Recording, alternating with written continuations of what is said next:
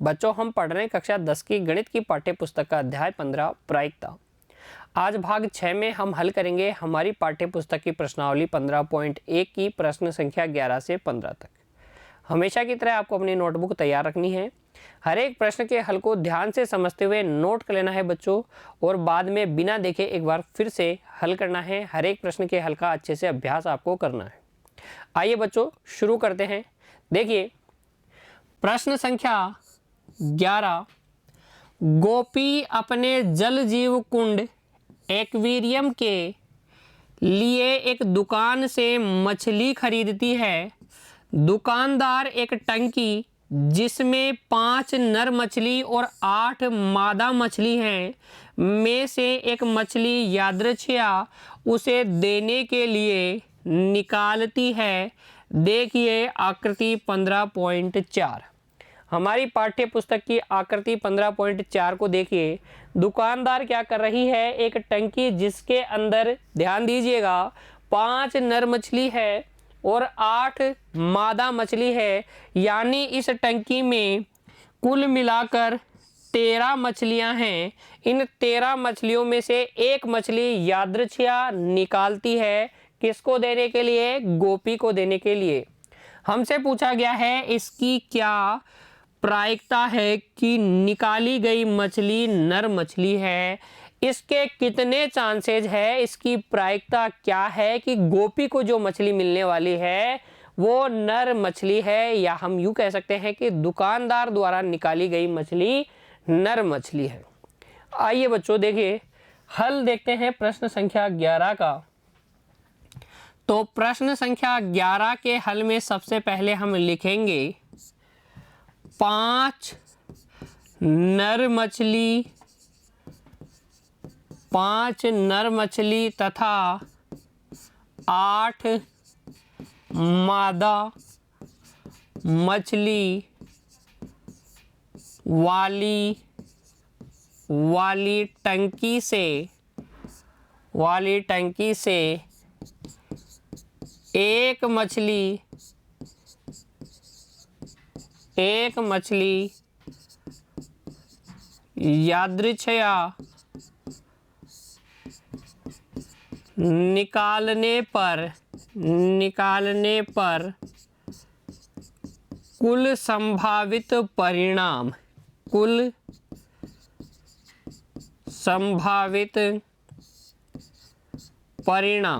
कितने परिणाम संभव हैं? टंकी में कुल कितनी मछलियां हैं? 5 + 8 13 मछलियां हैं। एक मछली जब यादृच्छिया चुनी जाएगी, निकाली जाएगी, तो उसके कुल संभावित परिणाम कितने हैं? 13, क्योंकि कोई सी भी मछली चुनी जा सकती है। फिर देखिए, माना जो घटना ए है, घटना ए वो बराबर है चुनी गई या निकाली गई, आप लिख सकते हैं निकाली गई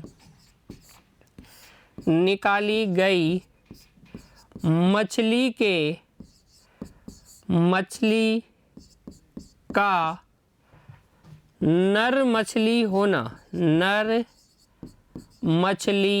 होना। जिस घटना की प्रायिकता आपको ज्ञात करनी है उसे आप कोई घटना ए, ई, बी कुछ भी मान सकते हैं। फिर आपको लिखना होगा इस घटना के अनुकूल परिणाम। तो हम लिखेंगे घटना ए के अनुकूल परिणाम या अनुकूल परिणामों की संख्या। कितने अनुकूल परिणाम हैं? कुल परिणाम 13 हैं।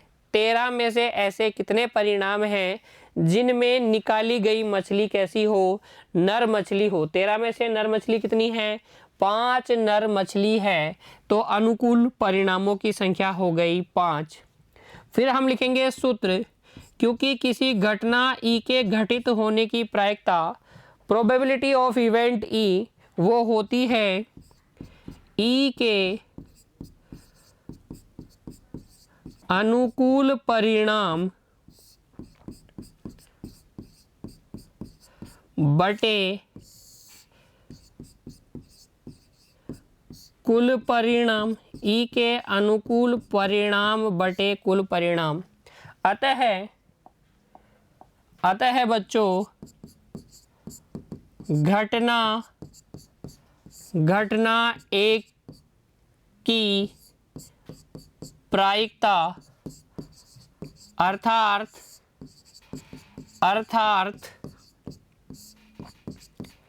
निकाली गई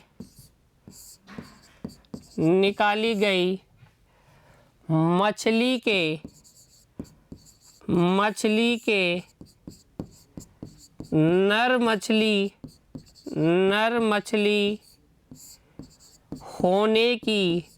होने की प्रायिकता, घटना एक की प्रायिकता अर्थात निकाली गई मछली के नर मछली होने की प्रायिकता, वही अनुकूल परिणाम बटे कुल परिणाम। ये आपका हो जाएगा अभिष्ट उत्तर 5/13। अनुकूल परिणाम 5, कुल परिणाम 13। घटना ए अर्थात निकाली गई मछली के नर मछली होने की प्रायिकता हो जाएगी 5/13। कोई दिक्कत आपको नहीं होनी चाहिए। प्रश्न संख्या 11 के हल में आसान सा प्रश्न है बच्चों, नोट कर लीजिए प्रश्न संख्या 11 के हल को और फिर बढ़ जाइए आगे। देखिए अब प्रश्न संख्या 12, संयोग चांस के एक खेल में एक तीर को घुमाया जाता है जो विश्राम में आने के बाद संख्याओं 1, 2, 3, 4, 5, 6, 7 और 8 में से किसी एक संख्या को इंगित करता है। देखिए आकृति संख्या 15.5।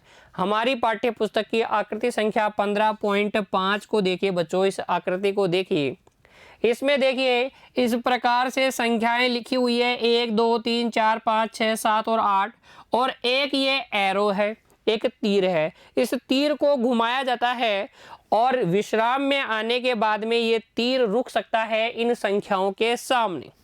हमसे पूछा गया है यदि ये सभी परिणाम समप्रायिक हों, यानी कि तीर इनमें से किसी के भी सामने रुके, इसके चांसेस बराबर हो, एक के सामने रुकने के भी उतने ही चांसेस है जितने 8 के सामने रुकने के, इन सभी परिणामों को प्राप्त करने की प्रायिकता कैसी है? समान है। तो इसकी क्या प्रायिकता है कि यह तीर इंगित पहला 8 को करेगा। इस तीर द्वारा 8 को इंगित करने की प्रायिकता कितनी है? दूसरा हमसे पूछा गया है एक विषम संख्या को इंगित करेगा। विषम संख्या को इंगित करने की प्रायिकता क्या है? तीसरा हमसे पूछा गया है 2 से बड़ी संख्या को इंगित करेगा तीर, इसकी कितने प्रायिकता है? और चौथा 9 से छोटी संख्या को इंगित करेगा, इसकी प्रायिकता क्या है? इन चारों घटनाओं की प्रायिकताओं की गणना हमें करनी है। देखिए कैसे हल करेंगे बच्चों। सबसे पहले देखिए प्रश्न संख्या 12 के हल में हम लिखेंगे तीर को घुमाने के बाद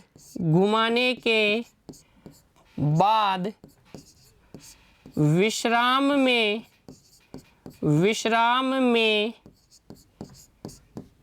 आने पर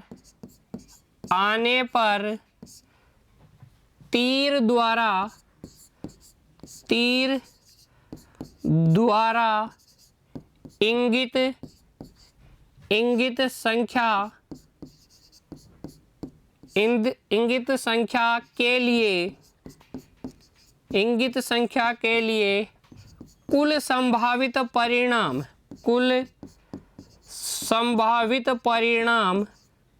कितने हैं? कुल संभावित परिणाम कितने हैं बच्चों? 8 हैं।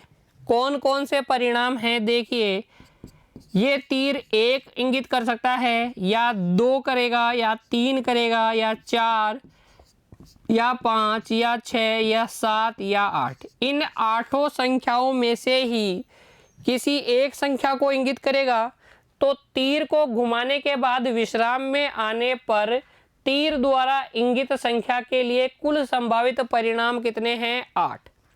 हमें प्रायिकता किस किस की ज्ञात करनी है कि ये तीर 8 को इंगित करेगा कि ये तीर एक विषम संख्या को इंगित करेगा, कि ये तीर 2 से बड़ी संख्या को इंगित करेगा, या 9 से छोटी संख्या को इंगित करेगा। इन चारों घटनाओं को हम कुछ नाम देंगे और उसके बाद में इनके अनुकूल परिणाम ज्ञात करेंगे और फिर प्रायिकता का सूत्र लगाएंगे और आसानी से प्रायिकता ज्ञात कर लेंगे। तो देखिए, सबसे पहले माना जो घटना ए है, घटना ए क्या है, तीर द्वारा 8 को इंगित करना, 8 को इंगित करना। तो बताइए इस घटना ए के अनुकूल परिणाम कितने हैं? भाई 8 को इंगित कब करेगा, किन किन स्थितियों में 8 को इंगित कर सकता है? सिर्फ यही एक स्थिति है जिसमें ये अगर इधर रुकेगा तीर इस एरिया में, तो ही एक ही स्थिति ऐसी है जिसमें हम मानेंगे कि तीर 8 को इंगित कर रहा है। तो यहाँ हम लिख देंगे घटना ए के अनुकूल परिणाम। इन 8 में से एक ही परिणाम ए के अनुकूल है, तो घटना ए के अनुकूल परिणाम आप लिख सकते हैं, घटना ए के अनुकूल परिणाम है 1। घटना बी, घटना बी आप मान लीजिए दूसरा हमें किसकी प्रायिकता ज्ञात करनी है, एक विषम संख्या को इंगित करेगा। तीर एक विषम संख्या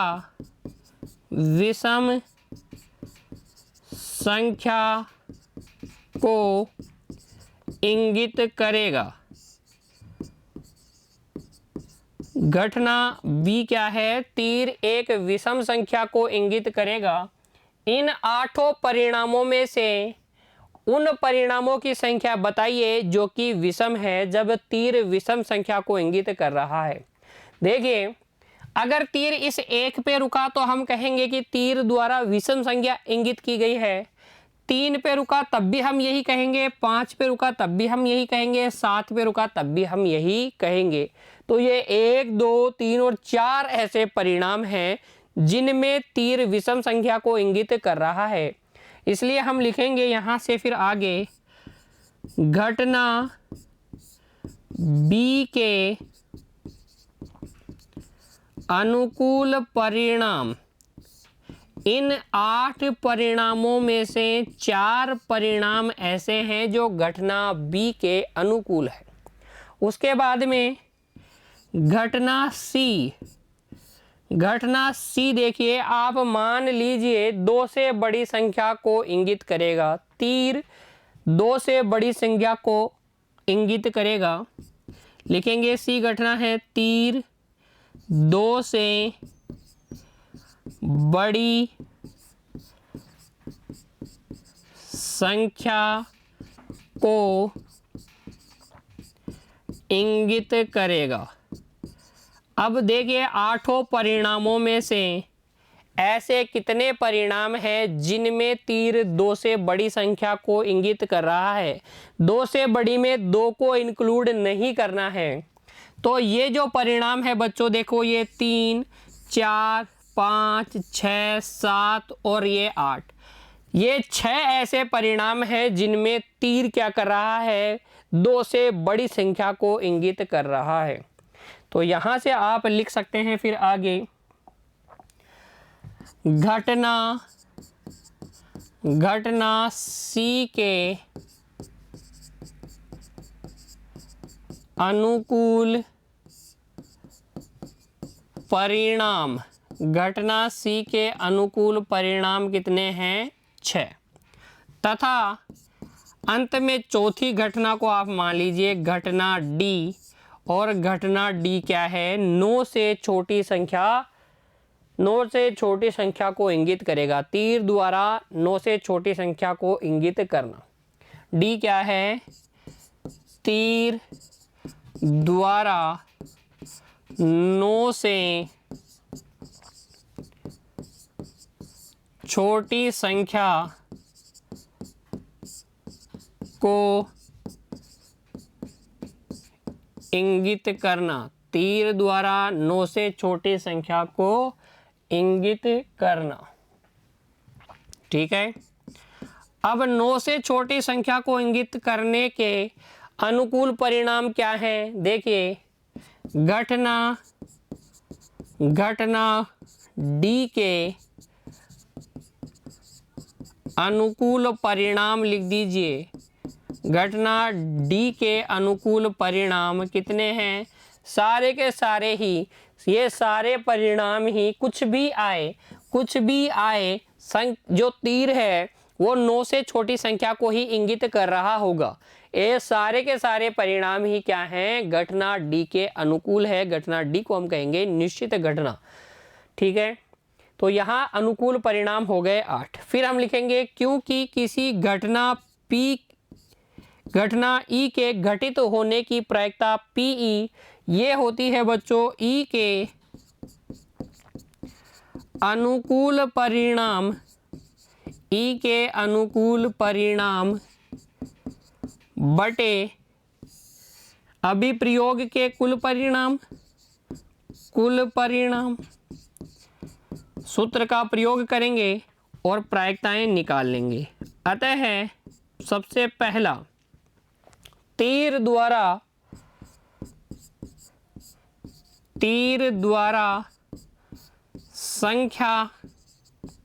संख्या 8 को इंगित करने की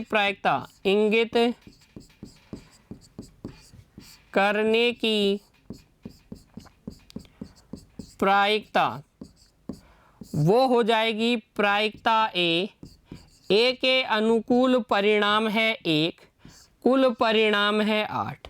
अनुकूल परिणाम है 1, कुल परिणामों की संख्या है 8, तो 1/8। फिर अगला देखिए, दूसरा, तीर द्वारा एक विषम संख्या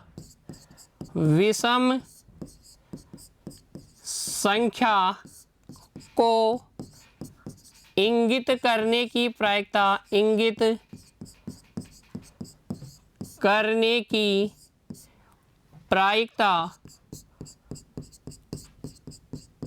PB, प्रायिकता प्रोबेबिलिटी ऑफ इवेंट बी। विषम संख्या है 4, कुल परिणाम है 8, अनुकूल परिणाम बटे कुल परिणाम 4/8 अर्थात 1/2। तीसरा, तीर द्वारा 2 से बड़ी संख्या को इंगित करने की प्रायिकता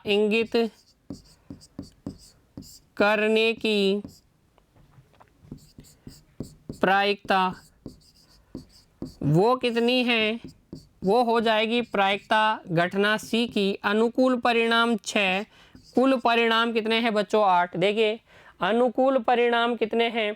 तीर द्वारा एक 2 से बड़ी संख्या को इंगित करना। घटना सी के अनुकूल परिणाम कितने हैं? 6।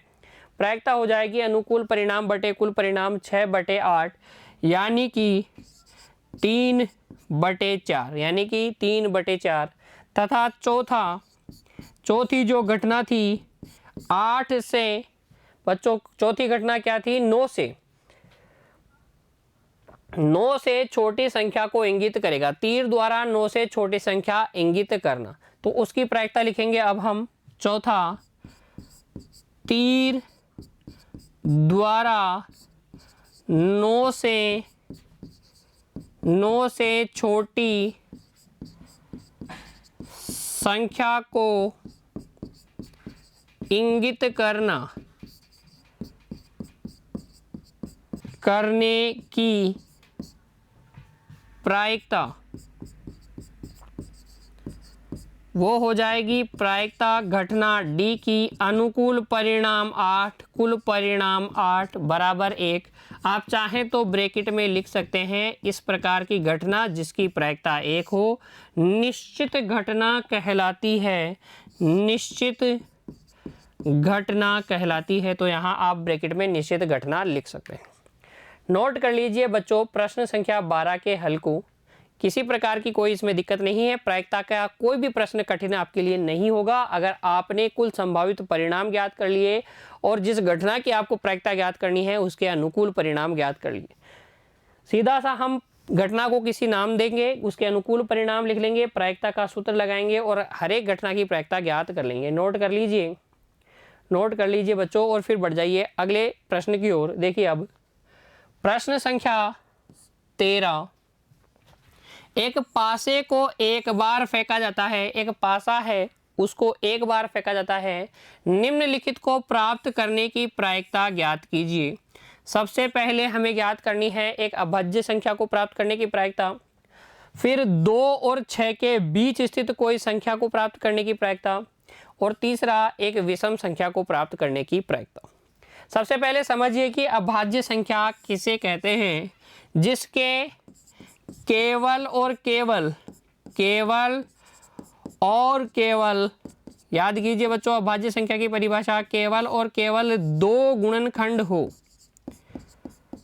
छोटी कक्षाओं में आपको सिखाया गया होगा कि एक ऐसी संख्या जो केवल खुद के पहाड़े में ही आती है, एक से बड़ी ऐसी संख्या जो केवल खुद के पहाड़े में आती है वो क्या कहलाती है, अभाज्य संख्या। और स्पेशली याद करवाया गया होगा कि एक अभाज्य संख्या नहीं है, एक न तो भाज्य है न ही अभाज्य है ना। तो आप याद रखिएगा, एक को हम भाज्य में भी नहीं गिनते और अभाज्य में भी नहीं गिनते हैं।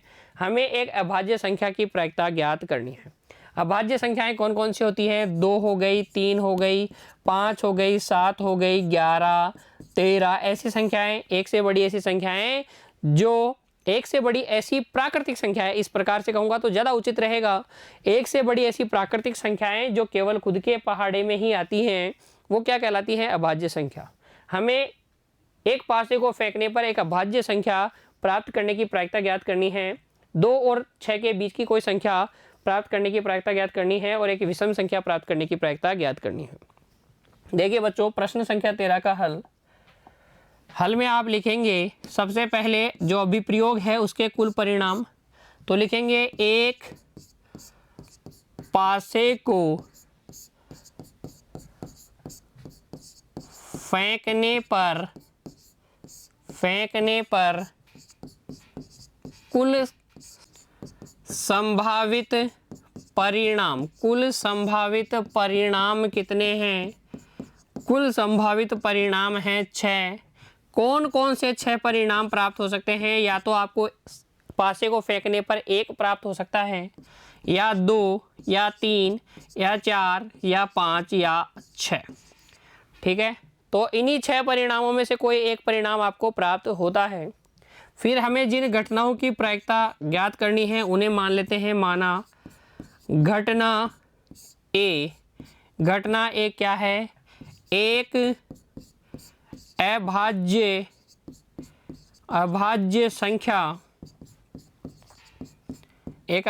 संख्या प्राप्त होना।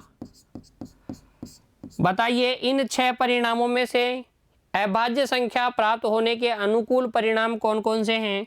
ये एक अभाज्य संख्या है, एक अभाज्य संख्या ये है, एक अभाज्य संख्या ये है। तो घटना ए के अनुकूल परिणाम हो गए 3। यहाँ से हम लिख सकते हैं घटना ए के अनुकूल परिणाम, घटना ए के अनुकूल परिणाम कितने हैं, 3। फिर आप मानिए घटना बी। घटना बी क्या है, 2 और 6। देखिए दूसरा हमें क्या ज्ञात करना था, 2 और 6 के बीच स्थित कोई संख्या। तो हम घटना बी मान लेते हैं 2 और 6 के बीच स्थित कोई संख्या प्राप्त करना।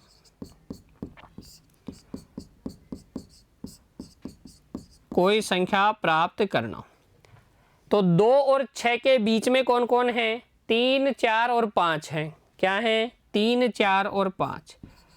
घटना बी के अनुकूल परिणाम भी कितने हो गए, घटना बी के अनुकूल परिणाम, ये भी हो गए बच्चों हमारे पास कितने, 3, क्योंकि 2 और 6 के बीच कितनी संख्याएं स्थित हैं, पासे पर 3 संख्याएं, 3, 4 और 5। ये परिणाम हैं जो इंगित कर रहे हैं 2 और 6 के बीच की कोई संख्या प्राप्त होना। तथा घटना सी देखिए, घटना सी प्रायिकता हमें ज्ञात करनी है, एक विषम संख्या प्राप्त करना। तो हम लिखेंगे एक विषम संख्या प्राप्त करना, विषम संख्या प्राप्त करना। अब बताइए इन 6 परिणामों में से कौन कौन से परिणाम हैं जिनमें विषम संख्या आ रही है, और घटना सी के अनुकूल परिणाम बता दीजिए। घटना सी के अनुकूल परिणाम, घटना सी के अनुकूल परिणाम भी कितने हैं, 3। देखिए विषम संख्या कौन कौन सी है, 1 विषम संख्या है, 3 विषम संख्या है और 5 भी विषम संख्या है। तो 6 में से 3 ऐसे परिणाम हैं जो क्या है, विषम संख्या प्राप्त होने के अनुकूल हैं। तो हम यहाँ घटना सी के अनुकूल परिणामों की संख्या लिख देंगे 3। फिर हम लिखेंगे प्रायिकता का सूत्र किसी घटना ई के लिए। प्रायिकता का सूत्र देखिए, क्योंकि किसी भी घटना किसी भी घटना ई के होने की प्रायिकता पी होती है, ई के अनुकूल परिणाम, ई के अनुकूल परिणाम बटे कुल परिणाम, अतः हम इन तीनों घटनाओं की प्रायिकता ज्ञात कर लेंगे। देखिए क्या लिखेंगे अब, अतः पहला क्या हमें प्रायिकता ज्ञात करनी थी, एक अभाज्य संख्या प्राप्त होने की। तो एक अभाज्य संख्या प्राप्त होने या प्राप्त करने की प्रायिकता वो हो जाएगी प्रायिकता घटना ए की। अनुकूल परिणाम 3, कुल परिणाम 6, अनुकूल परिणाम 3, कुल परिणाम 6, घटना ए की प्रायिकता हो जाएगी 1/2, 1/2। फिर दूसरा 2 और 6 के बीच स्थित कोई संख्या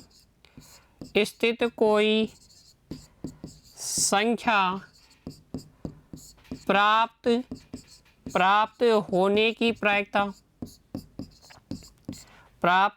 की प्रायिकता, यानी कि प्रायिकता घटना बी की वही अनुकूल परिणाम बटे कुल परिणाम। इस बार भी अनुकूल परिणाम 3, कुल परिणाम 6, ये हो जाएगी प्रायिकता बी यहाँ से 1/2। कितनी हो जाएगी, 1/2। तथा तीसरा एक विषम संख्या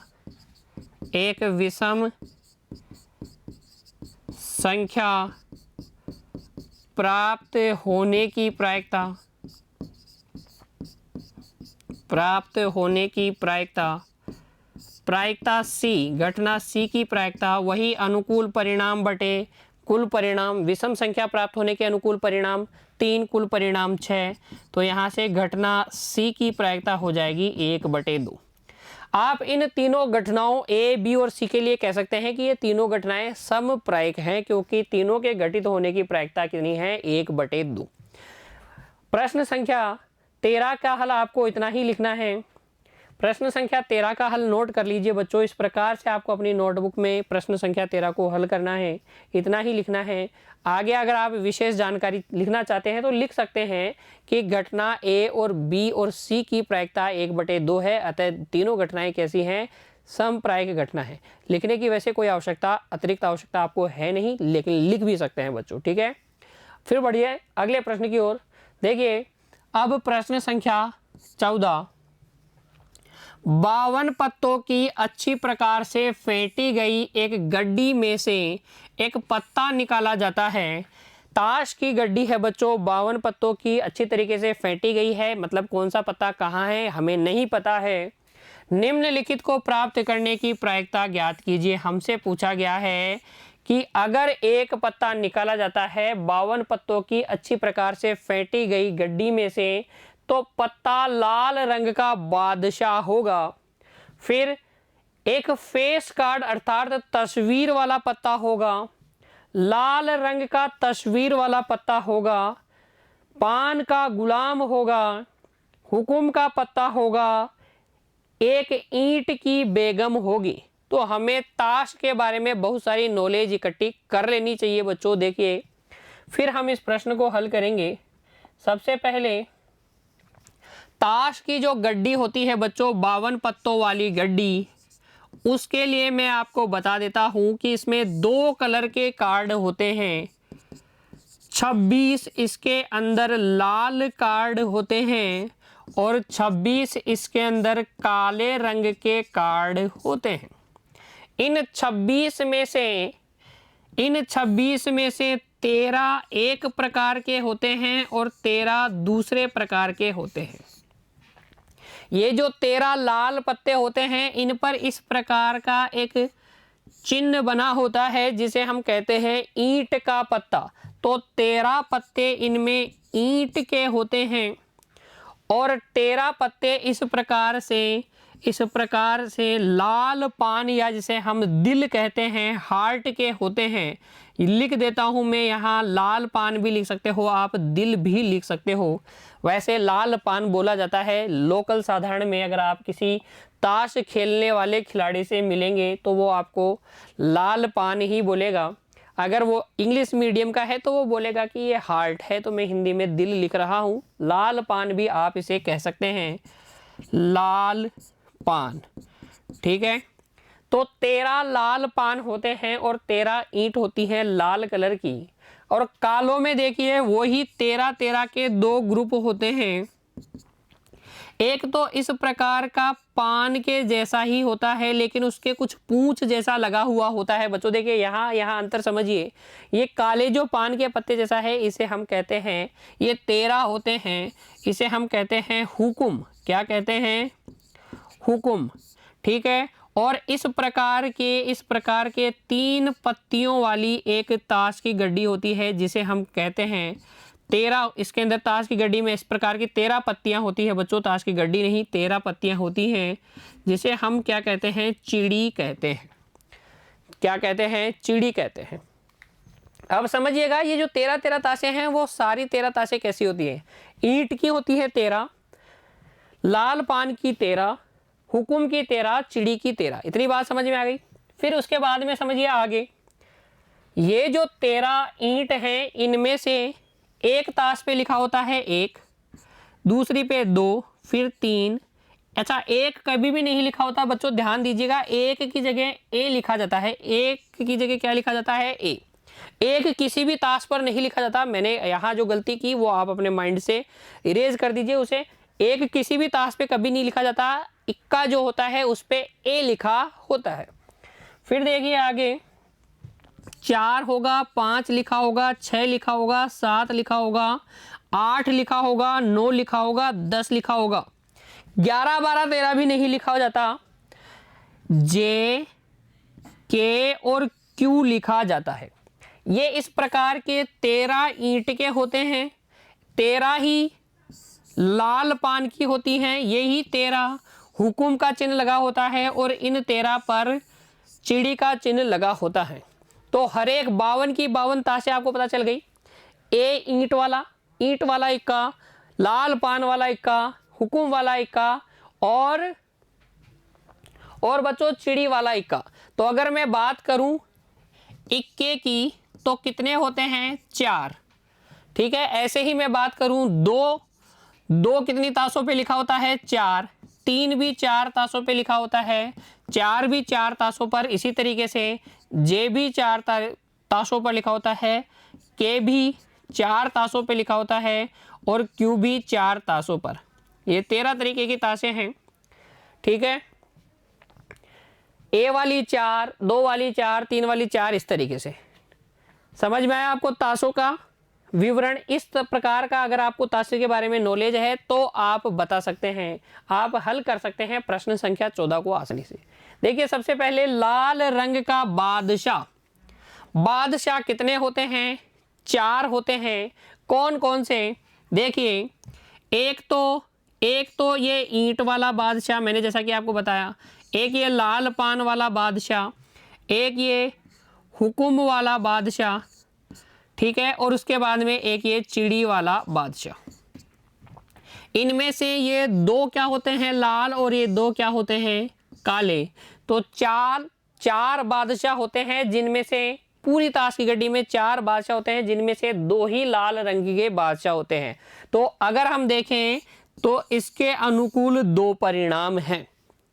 एक फेस कार्ड, फेस कार्ड का मतलब जे के क्यू, देखिएगा ये कितने होते हैं? 4, ये कितने होते हैं? 4, और ये भी कितने होते हैं? 4। तो फेस वाले कितने हो गए? कुल मिलाकर 12 कार्ड हो गए। तो एक फेस कार्ड होने के अनुकूल परिणाम है 12। लाल रंग का तस्वीर वाला पत्ता, अच्छा ये देखिए लाल रंग का फेस कार्ड, इसमें 2 हैं, इसमें भी 2 हैं, और इसमें भी 2 हैं, इसमें भी 2 हैं। तो लाल रंग के कितने हैं? कुल मिलाकर 6 हैं। इन 12 में से 6 तस्वीर वाले कुल कितने होते हैं? 12, जिनमें से 6 लाल होते हैं और 6 कैसे होते हैं? काले। पान का गुलाम, गुलाम यानी जे कितने होते हैं? 4, 4 में से पान का यानी लाल पान की बात हो रही है, कितने होते हैं? 1। लाल पान का गुलाब या पान का गुलाम सिर्फ कितना होता है? 1। हुकुम का पत्ता, हुकुम के कितने पत्ते होते हैं? कुल मिलाकर ऐसे 13 पत्ते होते हैं। कितने? 13 पत्ते होते हैं। तो इसके अनुकूल परिणाम 13। एक ईंट की बेगम, बेगम यानी कि क्वीन कितनी होती है? 4। एक ईंट की होती है, एक पान की होती है, एक हुकुम की और एक चिड़ी की। तो ईंट की बेगम कितनी होती है? 1 ही होती है। ईंट की बेगम कितनी होती है? 1 ही। तो ये अनुकूल परिणाम है अगर हम 52 पत्तों की अच्छी प्रकार से फेंटी गई ताश की गड्डी में से एक पत्ता निकालें और वो पत्ता ये हो। कुल परिणाम कितने होते हैं? 52। कुल परिणाम हमें पता है, अनुकूल परिणाम हमें पता है, हम ज्ञात कर सकते हैं प्रायिकता। कैसे लिखेंगे अपने उत्तर को? देखिए समझिए बच्चों, सबसे पहले आप हल में लिखिए 52 पत्तों वाली, 52 पत्तों वाली एक अच्छी प्रकार से, अच्छी प्रकार से फेंटी गई ताश की गड्डी से, या गड्डी से भी लिखोगे तो कोई दिक्कत नहीं, ताश की गड्डी से एक पत्ता यादृच्छया, बिना देखे यादृच्छया निकालने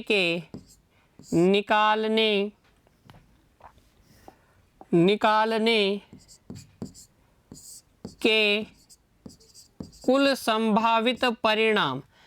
अगर हम 52 पत्तों की एक अच्छी प्रकार से फेंटी गई ताश की गड्डी से एक पत्ता निकाले यादृच्छया, तो कुल संभावित परिणाम कितने होते हैं? कुल संभावित परिणाम आप लिख दीजिएगा बच्चों, ये होते हैं 52। कौन कौन से होते हैं ये मैंने आपको अभी बताया। इन 52 ताश की गड्डी पत्तियों में से बच्चों कोई सी भी एक पत्ता निकल सकता है।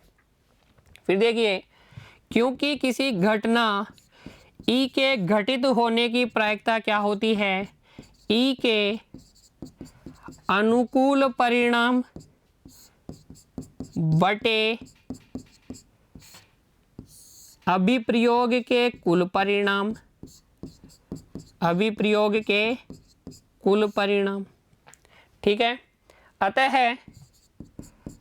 अतः सबसे पहला देखिए, हमसे पूछा गया था लाल रंग का बादशाह निकाले गए पत्ते के लाल रंग का बादशाह होने की प्रायिकता। निकाले गए पत्ते के लाल रंग का बादशाह होने की, लाल रंग का बादशाह होने की प्रायिकता, वो हो जाएगी प्रायिकता, आप अंदर लिख देंगे लाल रंग का बादशाह, लाल रंग का बादशाह।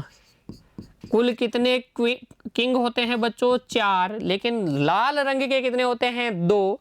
अनुकूल परिणाम 2, कुल परिणाम 52, यानी 1/26 हमारी क्या हो जाएगी? अभिष्ट प्रायिकता हो जाएगी।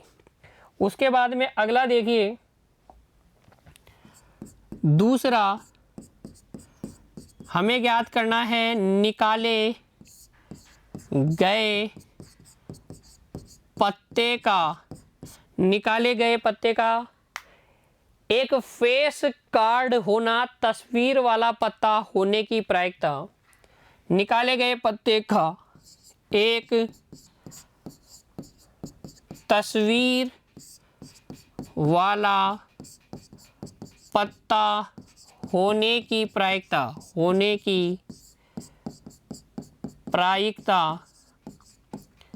वो हो जाएगी प्रायिकता, अंदर आप लिख देंगे एक तस्वीर वाला पत्ता, एक तस्वीर वाला पत्ता। तस्वीर वाले पत्ते कितने? 12। कुल पत्ते कितने? कुल परिणाम 52। अनुकूल परिणाम बटे कुल परिणाम 4 से काट दीजिए, 4 तिया 12 और 13 चौक 52। 12 को 4 से कटेंगे 3 आ जाएगा, 52 को 4 से कटोगे 13 आ जाएगा। तो 3/13 अभिष्ट प्रायिकता हो जाएगी। फिर अगला हमसे पूछा गया था, देखिए, निकाले गए पत्ते का लाल रंग का तस्वीर वाला पत्ता होना। निकाले गए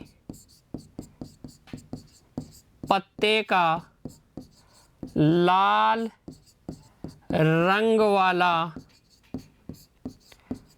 तस्वीर वाला, लाल रंग वाला या लाल रंग का तस्वीर वाला, आप लिखेंगे लाल रंग का तस्वीर वाला पत्ता होने की प्रायिकता,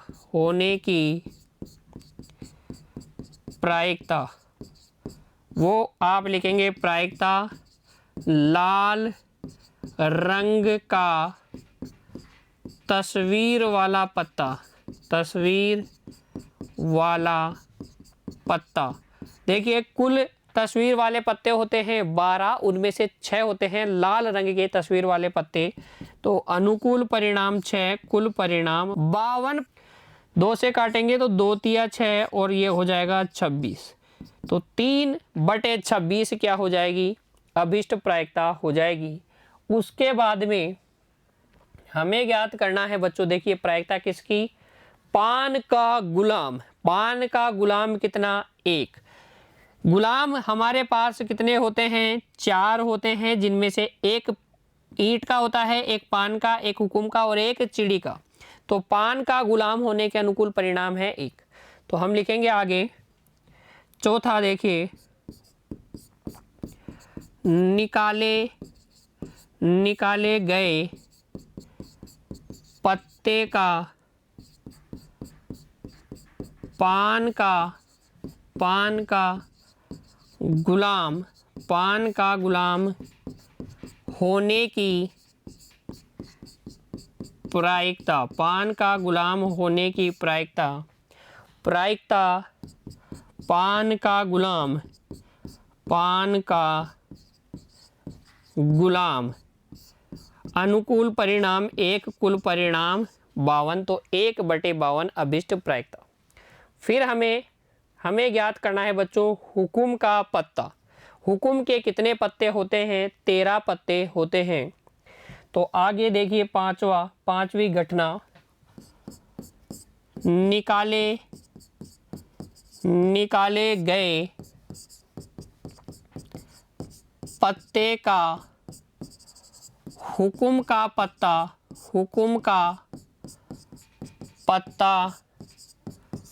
होने की प्रायिकता, हुक्म का पत्ता होने की प्रायिकता, हुक्म का पत्ता, अनुकूल परिणाम 13, कुल परिणाम 52, ये हो जाएगा 13 एकम 13, 13 चौक 52, 1/4, हुक्म का पत्ता होने की प्रायिकता 1/4। फिर हमें ज्ञात करनी है प्रायिकता एक ईंट की बेगम। ईंट की बेगम कितनी? 1, बेगम 4, लेकिन ईंट की बेगम कितनी? 1। ठीक है, हम लिखेंगे इसके आगे आखिरी छठी घटना, निकाले गए पत्ते का ईंट की बेगम होने की प्रायिकता,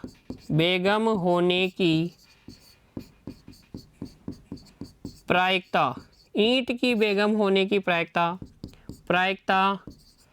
ईंट की बेगम, अनुकूल परिणाम 1, कुल परिणाम 52, तो ये हमारी अभिष्ट प्रायिकता हो जाएगी 1/52। इस तरीके से बच्चों प्रश्न संख्या 14 को हल कीजिएगा। कुल परिणाम होंगे ताश के 52 पत्तों में से एक पत्ता निकालने के कुल परिणाम होंगे 52। फिर अलग अलग 6 स्थितियों में मैंने आपको बताया। मैंने आपको ये भी बताया कि 52 पत्ते कौन कौन से होते हैं। आप घर में या किसी के पास जिसमें ताश हो, आप उन सभी पत्तों को आराम से देखिए, एक एक जानकारी उनसे ले लीजिए किस पत्ते को क्या कहते हैं, क्योंकि आपके लिए बहुत महत्वपूर्ण है। ताश की गड्डी वाले सवाल नोट कर लीजिए इसे। और फिर बढ़िए बच्चों अगले प्रश्न की ओर देखिए। अगला प्रश्न हमारे पास है प्रश्न संख्या 15। ताश, वापस से ताश की बात आ गई। ताश के 5 पत्तों, लेकिन अब की बार हमारे पास 5 पत्ते हैं। ईंट का दहला, एक हमारे पास है गुलाम, एक है बेगम, एक है बादशाह, और क्या है इक्का। इन 5 पत्तों को पलट करके अच्छी प्रकार फेंटा जाता है। 5 पत्तों को मिलाकर अच्छी तरीके से फेंटा गया है। फिर इनमें से यादृच्छया एक पत्ता निकाला जाता है। इन 5 पत्तों में से एक पत्ता निकालना है, 52 में से नहीं, 5 में से एक निकालना है। पूछा गया है इसकी क्या प्रायिकता है कि यह पत्ता एक बेगम है। एक पत्ता जो है बेगम होने की प्रायिकता हमें निकालनी है। दूसरा, यदि बेगम निकल आती है, आपने एक पत्ता निकाला, यदि बेगम निकली वो, तो उसे अलग रख दिया जाता है, उसको हटाकर रख देंगे साइड में। अब बच गए हमारे पास 4 पत्ते और एक अन्य पत्ता निकाला जाता है, मतलब हम 4 में से एक अन्य पत्ता निकाल रहे हैं। इसकी क्या प्रायिकता है कि दूसरा निकाला गया पत्ता एक इक्का है और एक बेगम है। उस निकाले गए पत्ते का इक्का होने की और बेगम होने की प्रायिकता हमें ज्ञात करनी है। चलिए हल करते हैं प्रश्न संख्या 15 को। देखिए हल में हम लिखेंगे सबसे पहले कुल परिणाम। तो हमारे पास क्या है, 5 पत्ते हैं। ताश के 5 पत्तों लिखेंगे, प्रश्न से ही लैंग्वेज बना लेंगे। ताश के 5 पत्तों कौन कौन से हैं? ईंट का दहला, गुलाम बेगम, ईंट का दहला, गुलाम बेगम, बादशाह और 5वां पत्ता कौन सा है बच्चों? इक्का है क्या? और इक्का में से एक पत्ता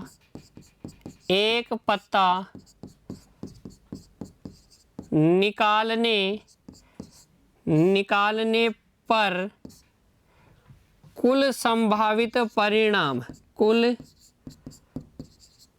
संभावित परिणाम कितने होंगे? भाई 5 पत्ते हैं तो कोई सा भी एक निकल सकता है, 5 संभावित परिणाम होंगे। फिर देखिए हमें प्रायिकता ज्ञात करनी है। पहले हमें प्रायिकता ज्ञात करनी है। इसकी क्या प्रायिकता है कि वह पत्ता एक बेगम है। तो निकाले गए पत्ते के बेगम होने के अनुकूल परिणाम, बेगम होने के अनुकूल परिणाम कितने हैं? भाई 5 में से बेगम कितनी है? एक ही पत्ता है ना बेगम का, तो एक अनुकूल परिणाम। क्योंकि किसी घटना ई की प्रायिकता होती है ई के अनुकूल परिणाम, ई के अनुकूल परिणाम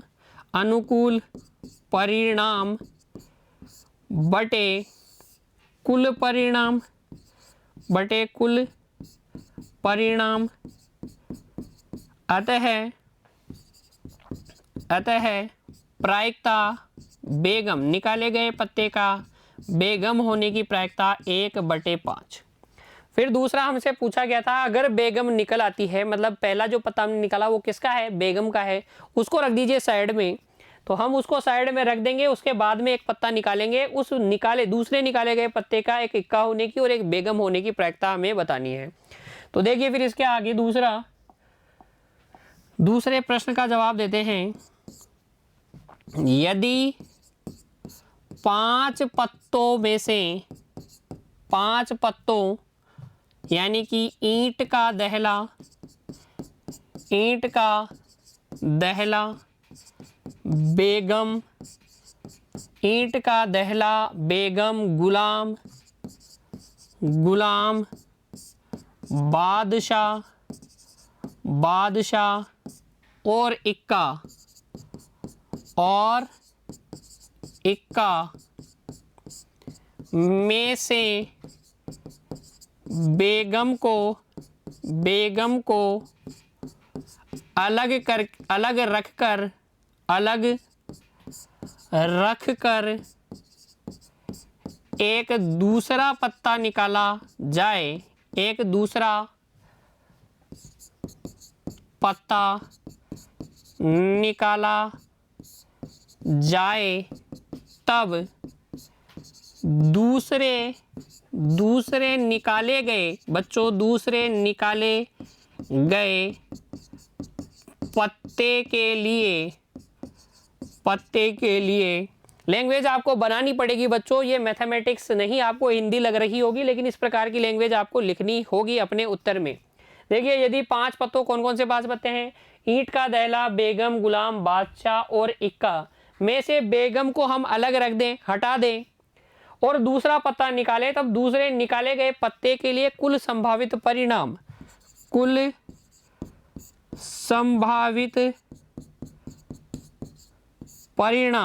अब क्या क्या आपको प्राप्त हो सकता है? 4 परिणाम आपको प्राप्त हो सकते हैं। हो सकता है निकाला गया पत्ता जो है ईंट का दहला हो, बेगम तो वो हो नहीं सकता क्योंकि बेगम को तो हमने हटा दिया है, गुलाम हो सकता है, बादशाह हो सकता है या इक्का। तो इन 4 पत्तों में से ही वो कोई एक पत्ता होगा, इसलिए कुल संभावित परिणाम कितने? 4। फिर देखिए निकाले या मैं कहूं दूसरे निकाले गए पत्ते के इक्का होने के अनुकूल परिणाम कितने? वो हैं 1। तथा बेगम होने के अनुकूल परिणाम, बेगम होने के अनुकूल परिणाम। अब भाई बेगम को तो हमने साइड में रख दिया ना, तो अनुकूल परिणाम कितने हो जाएंगे? बेगम होने के अनुकूल परिणाम हो जाएंगे 0। क्योंकि किसी घटना ई की प्रायिकता क्या होती है। अब तक तो ये फॉर्मूला आपको अच्छे से याद हो गया होगा बच्चों। बोलिए, ई के अनुकूल परिणाम बटे कुल परिणाम। हर एक प्रश्न को जब आप हल करें तो सूत्र जरूर लिखे, चाहे वो कोई सा भी प्रश्न आप हल कर रहे हो। उस प्रश्न का हल करने के लिए जो सूत्र महत्वपूर्ण है, आप सूत्र में सीधे मान न रखें बच्चों, पहले सूत्र लिखें। इससे क्या होगा, सूत्र आपको अधिक समय तक याद रहेगा, भविष्य में भी आपको याद करने की कोई ज़रूरत नहीं होगी। इसके बाद में देखिए फिर आगे, अतः प्रायिकता इक्का निकलने की प्रायिकता हो जाएगी अनुकूल परिणाम बटे कुल परिणाम 1/4 तथा प्रायिकता बेगम, दूसरा जो निकला पत्ता है उसके बेगम होने की प्रायिकता हो जाएगी 0/4 यानी कि 0। अब ये हमारे लिए क्या है, असंभव घटना है। ऐसी घटना जिसके घटित होने की प्रायिकता 0 होती है असंभव घटना कहलाती है। तो आप प्रश्न संख्या 15 में पूछे गए दोनों प्रश्नों का उत्तर आसानी से दे सकते हैं। इस प्रकार से नोट कर लीजिए प्रश्न संख्या 15 के उत्तर को, 15 के हल को बच्चों। आपको बिना देखे सभी प्रश्नों को एक बार फिर से हल करना है, सारे प्रश्नों का अच्छे से अभ्यास करना है। आज की कक्षा में इतना ही बच्चों, मिलते हैं अगली कक्षा में। तब तक के लिए आप पढ़ते रहिए, प्रश्नों को हल करते रहिए बच्चों, खुश रहिए, धन्यवाद।